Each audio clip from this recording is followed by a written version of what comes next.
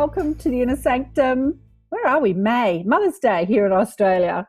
Mother's Day, Inner Sanctum with Garnet Schulhauser as a guest teacher and the fabulous Inner Sanctum tribe. I'm going to say welcome to you again because we've been chatting already. Welcome, Garnet. Hi, Karen. How are you? Good. It's great to have you back in the Inner Sanctum. Everyone's been reading the fourth book. And so I invited people to ask questions about the fourth book, but I've got a few questions for you, and I really would love to know about the work that you've been doing this year and what people have been saying. Yeah, so we might, Sasha, do you want to ask anything or shall I go? So I think what she means is that when you speak to people in spirit, like if you speak to Jesus or Hitler or anyone that's had a physical life experience, you experience them in their astral form as the person they were on earth. Is that what you mean, Sasha? And not as who they truly are as a soul or a spirit that doesn't have an identity or a personality. Is that what you mean? Yeah. Yeah. Yeah, the people all appear to me as they did, or as I might have remembered them or seen pictures of them on Earth. They do that very deliberately, so it's easy for me to recognize them. But they don't have to necessarily have that appearance all the time. Souls can sort of change their appearance quite often, as many times as they want, and often they'll just be like a ball of glowing energy, which is sort of their true nature.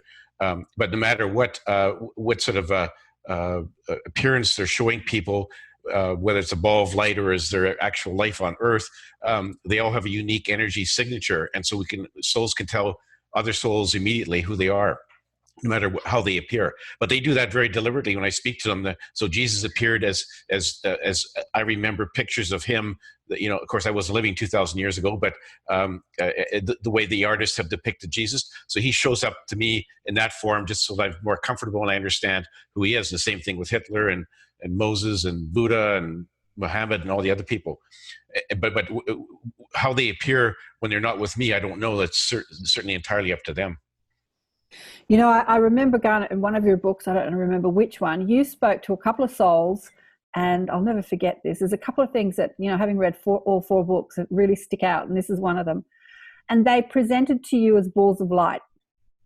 And they were looking at Earth, having never had an experience on Earth, and they were like, do I want to go down and play on Earth? And do you want to talk about that and what they look like and what they said to you? Yeah, they were just basically three globes of glowing energy, basically, which is sort of the natural form for a spirit on the spirit side. They had many incarnations on the denser planes in a number of different planets, different life forms. So they're fairly experienced in terms of incarnating on the denser planes. Mm-hmm. Now they're having a look at Earth, and basically they're saying to me, "Boy, you guys have a lot of problems on your planet. You know, there's a lot of conflicts and strife and terrorism and wars and mass shootings and all the other stuff." And they were truly not sure they wanted to sort of jump into that quagmire called planet Earth. And so we had a nice discussion, and I certainly understood where they were coming from. And I don't know whether when I left them, they were still sort of pondering whether they should jump in or not. And so I haven't had any communication with them since. But they were really looking at it very carefully and were really quite concerned about whether they really wanted to come to planet Earth. Albert has said to me many times, this is a very tough school, one of the toughest in the universe. And he has said to me many times, humans should pat themselves on the back for being so courageous, or maybe just stupid, I'm not sure, to incarnate on this planet, because it's really a tough school. Yeah, it is. It's a tough school. We are courageous. Absolutely. I think that anyone who's taken on a physical incarnation, they're a courageous soul. I'll never forget that, because that depicted, so there was three of them. I thought there was two of them. There was three of them that, you know, they were looking and they said, nah, too tough for me. Don't think we can cope with it. Even though they had been, as you say, you know, experiencing many lives on the denser planes in other planets and other dimensions. So they were used to this sort of denser vibration of physical time and physicalness and all that, but they just didn't want to come to planet Earth. They were reluctant for sure. Yeah. What did they look like? What was it like talking to balls of light instead of a person? Because the thing about you that really is very interesting is that when you're in your astral body flying around the universe, having these amazing adventures, you're still very much attached to your linear human mind, you know, like you're still, Yes. and so, you know, the reason that people show themselves to you as people like Jesus or whoever, but, you know, in a human form, is so that your linear human mind, which is used to that way of communicating, can sort of grapple with it, can understand it better. Exactly. So what was it like talking to three balls of light? Well, it was a bit different at first, but then I quickly got used to it. I mean, because I had seen other balls of light on the spirit side before. I hadn't talked to anybody, but so it was. I got used to it fairly quickly, and they were really quite intelligent. Very. I mean, to me, it didn't matter in the end whether they had a body or just were a ball of glowing light. So it worked out fine. I'm just thinking, when you talk about the energy signature that we all have, you know, I was thinking about this yesterday. You know, when you see someone you know in the crowd and maybe you can only see the back of their head.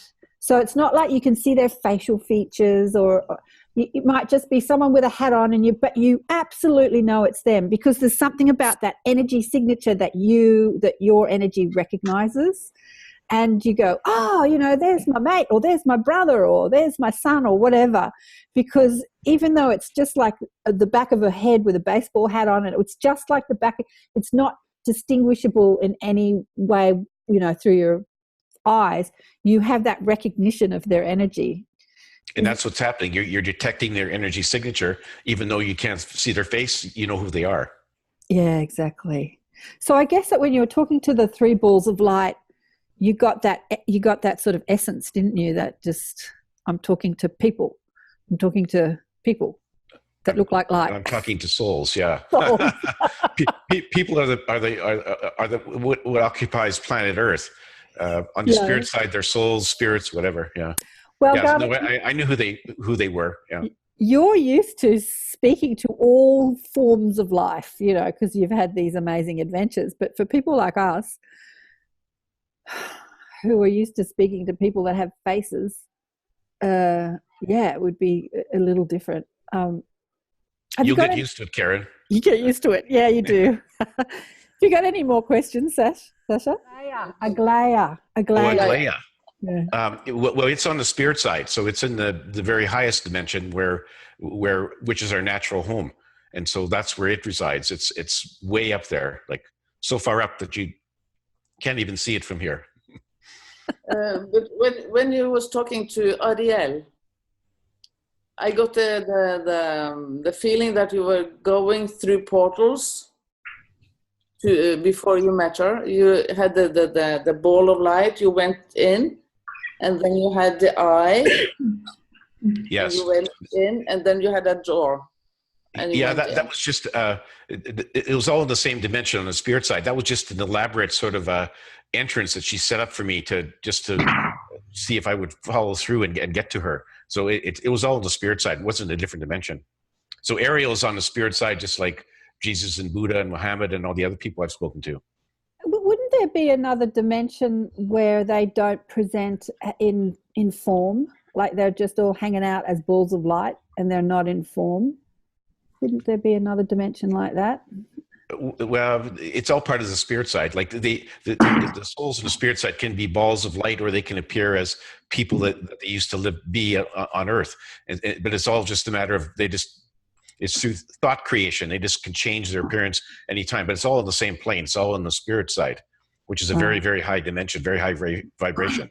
This is a question. I can't remember if someone asked it in one of my groups or in another group.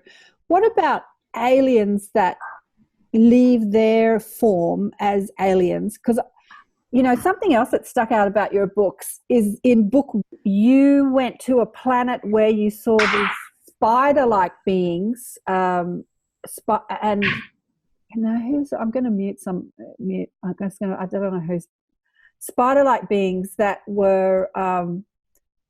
What were they doing? It was book one. They were like seeding planets. That's what they were doing. They were seeding planets. Do you remember that, Garnet? Yeah, it was actually in book two, and they were in. They're on the same dense plane that Earth is on. Okay, so they're on the same same dimension as Earth, basically. And their job was to basically monitor all the planets in our galaxy to find ones which were capable of harboring life. And they did this through instrumentation. They could just zero in on a planet in some star system and just detect the atmosphere and the living conditions.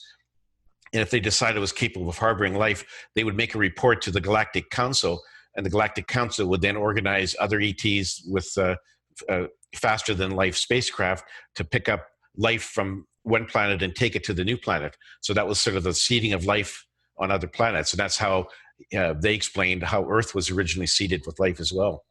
And in fact, several times, because there's been a number of different extinction events, and they've had to come back a few times. So they lived underground, didn't they, on their planet? Didn't you say that? Yeah, they lived underground because they used to live on the surface, but then when their star became a red giant, it basically sort of fried everything on the surface. So all the vegetation was gone, and there couldn't be any dwellings. So they just dug cities underground, and that's where they lived, because their sun was a red giant. This story sounds so fantastical to our puny human brain, that there would be these spiders, these intelligent spider-like alien beings that are seeding life on other planets that live underground. What did they look like? Like when you said they were spider-like, did they look like a spider that looks that here on Earth, or did they look humanoid with spidery limbs? What did they look like? They look more like not exactly like spiders here, but they look spider-like. Their heads were sort of like you might see in a spider here, but they had sort of a black body with 4 legs, and then they had 2 sort of arm-like pinchers that they could grasp things with. And so, I mean, they weren't true spiders, but they kind of reminded me of spiders. That's why I said they were spider-like. That's the closest thing I can think of when I saw them. So you're saying that their third density, surely they were higher because they were more intelligent than they lived inside a collective consciousness, right? They weren't sort of operating with like a human ego, which says it's all about me and forget the rest of you, in it for me, sort of like that separate thinking that we have here on Earth. They would have had that more unified collective thinking, wouldn't they? They're certainly they're way more intelligent than humans are, for sure, in many ways, not just advanced technology, but emotional and spiritual intelligence. So they understood who they were, connected to the source. And they were there was no violence, no negative emotions. They lived together in harmony, and they really wanted to have everyone else in the galaxy, all the other life forms, be the same way. And they recognized immediately where I came from, and it's sort of like, oh, you're one of those guys from planet Earth. We've heard about you guys, but yeah, they for sure they were more tapped into the collective consciousness than humans are, absolutely, and way more developed in many ways. So would you say they were third density or fourth density or fifth density beings? Yeah, I can't say really, because they didn't put any label on themselves, and Albert didn't either, and so I'm not quite sure exactly. It just seemed to me that they were on a dense plane like Earth. Maybe it was a different dimension. I'm not really sure, but it didn't really seem to matter. All Albert was trying to tell me was that there is other intelligent life in our galaxy, and they have different forms. They're not sort of human-like. And so there's all kinds of, he just wanted to show me that there's a huge diversity of life in our galaxy. And here's an example. So yeah, it's quite interesting. The question begs that if these people, when they leave their physical reality as spider beings, do they go to Aglaya, or do they go somewhere else as spirits, as souls? Well, they probably wouldn't go to Aglaya, because there's different sort of sectors on the spirit side, and there's like a sector where humans like to hang out when they die, and they would have their own sector, and I didn't get to see it, but it's all part of the spirit side, just a different sector, just like there's different cities on planet Earth, and they have different characteristics, and people wear different clothing and speak a different language, although there's only one language there, but they would have different cities and different buildings and that sort of thing, because that they would just feel comfortable being there, given where they had incarnated from, before they crossed over. So there are different sectors. I didn't get to see it though. So yeah, like different cities. I love that. Sasha. Okay, yeah. So maybe you can answer this question for me. Every time I hear about the planet being seeded with life from somewhere else, it comes up against this science thing in me about how we've decided that human life started with the first tadpole crawling out of the ocean, and so how does that come together with the planet being seeded, or did both things kind of happen simultaneously or together or randomly? Yeah, in some cases, some of the primitive life forms did actually naturally evolve into other life forms on our planet, and in some cases they were just brought in and seeded. So it's a bit of a mixture. And what Albert says to me is that humans basically were seeded several different times because a number of times they were just wiped out, and so we basically claim, according to Albert, in a human form from another planet. I think that probably you're reading a lot of stuff and you're not alone. The rest of humanity would be the same if they were reading Garnet's books, which really go against what we've been told as humans how things work. We definitely didn't know that there were spider-like beings that were seeding other planets. Well, I didn't anyway before I read that in your book, Garnet. Science tends to be just a bit further behind. Like they don't actually sign on to something unless it can be sort of proven irrefutably in a laboratory or by some other method. So that's why they don't acknowledge that there's life elsewhere in the universe, because they haven't sort of grabbed anybody, put them in the lab and poked and prodded them. And until they do that, they're going to say, no, we don't believe it. But I mean, that's up to them. That's just the way scientists work. Dimension. Oh yes, about different dimensions on the spirit side. Is Aglaia, which is the city that Garnet goes to, what dimension is that in? And I think it's just the human mind that needs to put labels on things like third dimension, fourth dimension, fifth dimension. It's all different frequencies, but obviously we've had this discussion before, like when you were on the show with me last. There are different places you can go when you leave this dimension. And there are astral dimensions that are much more physical. So, because everyone's always arguing about what heaven's like, right, online. All these people that are Googling. Apparently, one of Google's most searches in Google is what happens when you die. Apparently, there are just millions and millions of people Googling that. And there are so many different people that have so many different stories about a heaven, a different heaven. You've got your Aglaia, and other people who've had near-death experiences have seen different places and been to different places, and some have been to like hellish realms, astral realms where it's very dense and people are still very inside their negative thoughts and hating on themselves and others. And so there's different places that we can go when we leave this specific dimension, when we leave this physical body. Have you experienced any of those different realms, or with Albert? No, he's just taking me to the spirit side. I did have a experience on the New Earth, which is in a higher dimension from our Earth, but it's not as high as the spirit side. And so I visited that dimension with planet Earth, which was very delightful, very idyllic place. And that's really the only other dimension I've visited, other than the Earth in the parallel universe that I mentioned in book 4, where I got to see Earth in that sort of parallel universe or a different dimension. That was still very much of a dense dimension, where our planet was existing on a parallel to our planet, except a few very significant differences, which I detailed in my book. But so those are the only two. Albert, I mean, I go where Albert takes me, and I don't get to tell him where I want to go. So I just follow him. I think what he was really saying was that there are human civilizations on other planets, and I visited like 2 or 3 of them. But planet Earth, the humans there seem to have really become so wrapped up in this quagmire of negative emotions, which doesn't exist in the other civilizations that I've seen anyway. And so he said that they weren't quite sure when they seeded human life on Earth. They expected it to sort of go along and flow smoothly, and somehow or other we've ended up in this mess that we're in. And they don't quite understand it, but they of course, they're not supposed to interfere, so they just sort of let it go with the flow, and that's where we are now. And so it was an interesting comment. And some of the other human civilizations I visited, they don't have sort of all the negative emotions that we have, and all the strife and violence and mass shootings and murders and so on. So it's peculiar to us. Why? I don't know, and they don't know either. Yeah, that's what I thought was so interesting, is they don't really know why either.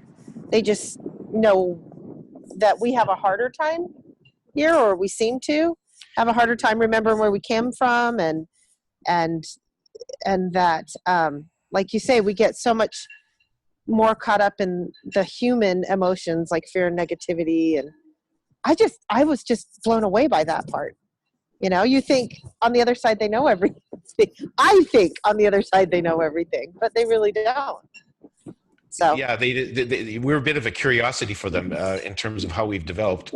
But they're really trying to help us, and they really want us to get over this rough patch. They've watched a few of our earlier civilizations like Atlantis and Lemuria sort of rise up to great heights and then crash and burn, and they're thinking, oh, these guys are up to it again. It's going to happen again if we don't do something, you know. So they've been blasting lots of messages towards humanity, trying to get the message across to us that we should embrace love and compassion and forgiveness. And if we all do that, all of our problems will be gone tomorrow if everyone did that. But that's not going to happen overnight. So you're trying to convince a lot of people, they're channeling through a lot of different messengers, you know, like KAren and myself and other people who write books and have radio shows to get the message out to people. And so they're really trying hard. But Albert says, there's a good chance we can get through this, but there's no guarantee. And he's not going to tell me exactly what will happen. But so we have to press on. Hopefully we'll get there. Kindergarten. When you were talking about it and saying you don't know what will happen, whether they'll change our genes, what I was given was an image of the DNA. And they said that we as humans have had a very limited DNA structure, and what's happening is that we're having different strands of DNA activated.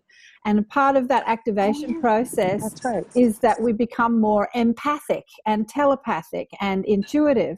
And that empathy that we develop as we activate parts of our DNA allows us to feel more of what the other person's feeling. And so it's when we're cut off from our feelings and we hurt someone and we can't feel how they feel that we can perpetuate this violence. But when you feel how the other person feels, you can no longer keep perpetuating violence or hurt, because I know all of you are amazingly empathic. If you say something and someone gets hurt, and even if you said that you didn't mean to hurt them, and you go, oh, you're upset about that, you know, you feel that. And so that's how we're going to evolve through this DNA activation. And that's what's really happening en masse. It's like a lot of healers are out there saying, you know, come and I'm going to activate your DNA. But what my guides have actually told me is that every time we come together in conversations like this, when we read books, when we watch videos, we're being activated all the time. So our DNA is being activated all the time. Yeah. That's why it's so important to come together and share our stories. You know, I mean, Garnet has been given his marching orders by Albert, and, you know, and your stories, you know, you're sharing things that blow my mind. But we've all got stories, and as we share our stories, we activate other people. You know, like that's how we're activating all this DNA.